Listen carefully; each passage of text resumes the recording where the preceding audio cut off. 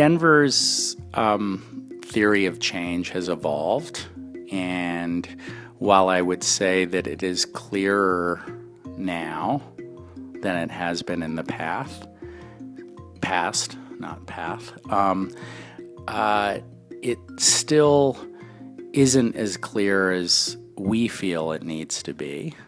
And when I started working in Denver in the late 90s, the theory of change was very much like most big urban school districts, which was we need better teachers, we need better school leaders, and we need the right educational program and for everyone, and we'd need to manage around that. So it was a traditional command control program. That theory continued through the early 2000s, and Michael Bennett was really responsible, not initially, but a couple of years into his tenure, for allowing a different theory of change, which was more about portfolio management, setting up a set of standards for schools and providing a little bit more flexibility about how to get there. And so I would say that those are the two, in some ways, competing theories of change. And Denver, it's become more portfolio-oriented over the last decade with fits and starts. But I would say that while it is more portfolio-ish than most school districts, there's still quite a bit of command control traditional school district orientation.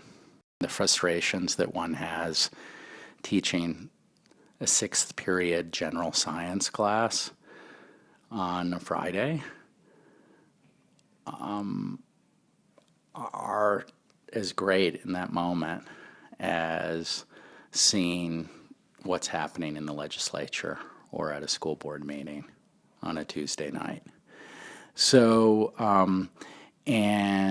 I think for me, it's always helpful. I often will ask myself the question on a particular policy,